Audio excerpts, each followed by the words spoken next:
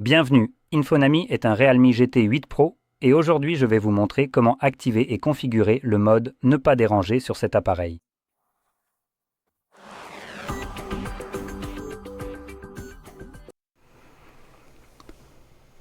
Pour commencer, vous devrez faire glisser votre doigt vers le bas depuis le coin supérieur droit de votre écran comme ceci et cela fera apparaître tous les raccourcis. Non, enfin, pas tous en réalité. Mais quelque part, ici, par défaut, nous devrions avoir le mode Ne pas déranger visible.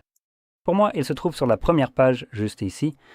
Sachez simplement qu'il y a plusieurs pages et si vous ne le trouvez sur aucune d'elles, vous pourrez toujours l'ajouter en cliquant juste ici sur ce crayon, puis en cliquant sur le plus,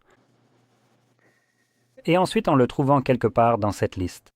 Une fois que vous l'avez trouvé, il suffit simplement d'appuyer dessus, vous voyez qu'il s'ajoute, puis à partir de là, cliquez sur Terminer et il restera.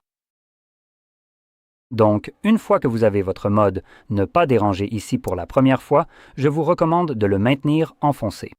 Quand vous le faites, cela l'étend. Et maintenant, vous pouvez sélectionner plus de paramètres. Cela vous amènera évidemment dans les paramètres, où vous pouvez personnaliser quelques éléments comme, par exemple, le mode de programmation. Donc ici, vous pouvez créer plusieurs programmations et si vous prévoyez d'en utiliser certaines. Une fois que vous les avez configurées, il suffit simplement de les activer, comme ceci. Et vous avez la possibilité de définir l'heure de début et de fin, ainsi que les jours de la semaine pendant lesquels vous souhaitez l'activer.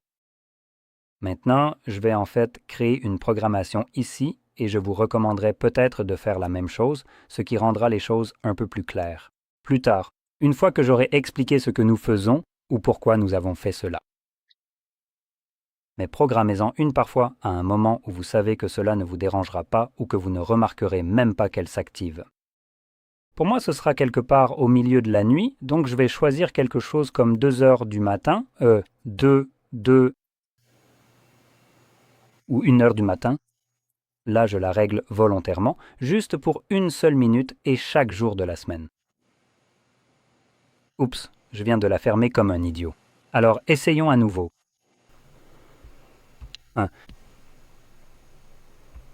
Un refroidissement chaque jour. Oui, voilà. Donc maintenant, c'est activé et c'est comme ça que j'aime le configurer, parce qu'il manque une option que d'autres appareils ont, donc on résout simplement un problème pour une utilisation manuelle. Maintenant, avant que je n'y fasse référence, plus tard dans le programme, on peut continuer avec les paramètres et ici on a les appels et les messages regroupés. Vous n'avez qu'une seule option à choisir, ou plutôt une seule option parmi les 4 suivantes. Aucun, tout le monde, contact ou contact favori. Ce sont donc les personnes qui pourront contourner le mode Ne pas déranger. Vous pouvez sélectionner celle que vous voulez. Je vais choisir Aucun car cela correspondrait mieux à la dernière option, qui est de faire sonner pour les appelants répétés. Donc, si quelqu'un vous appelle 2 fois en l'espace de 3 minutes, quelle que soit l'option que vous avez sélectionnée ici, par exemple en ce moment, personne ne devrait pouvoir m'appeler. Mais s'ils le font 2 fois en 3 minutes, ils contourneront cette option, donc c'est plutôt bien en cas d'urgence. En général, les gens vont vous appeler en boucle jusqu'à ce que vous répondiez, donc cela leur permettrait de quand même vous joindre d'une certaine manière. Sinon, ils continueront à vous appeler. Et vous pourriez simplement recevoir une petite notification plus tard ou quelque chose du genre pour vous dire que quelqu'un a essayé de vous appeler. Ou alors l'appel ira automatiquement sur la messagerie vocale. Je ne l'ai en fait jamais testé, mais dans tous les cas, cela permettrait de contourner cette option, ce qui est super. Et enfin, nous avons les applications. Vous pouvez sélectionner quelles applications ne seront pas affectées par le mode Ne pas déranger de toute façon. Une fois que tout est configuré, nous pouvons simplement fermer ceci. Et maintenant, cherchons le bouton et appuyons simplement dessus. La première fois, cela vous affichera cette fenêtre contextuelle. Activez le mode Ne pas déranger et le mode Ne pas déranger. Vous ne recevrez alors que des notifications pour les alarmes, minuteurs et événements du calendrier. Et cela est complètement faux factuellement.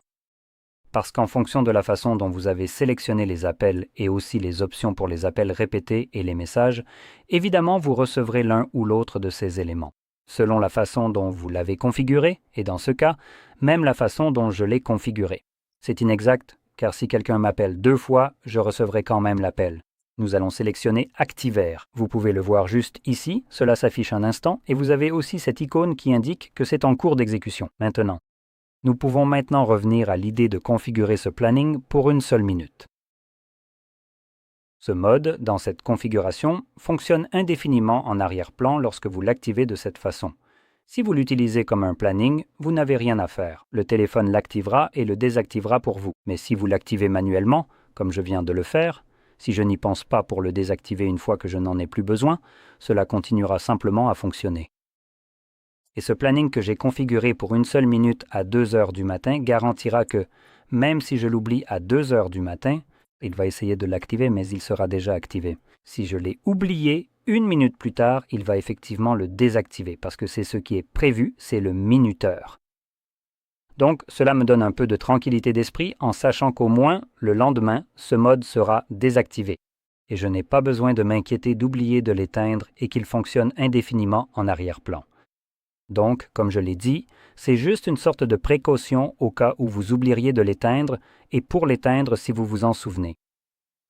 Tout ce que vous avez à faire, c'est de trouver ce bouton et d'appuyer dessus, et vous verrez qu'il est maintenant désactivé.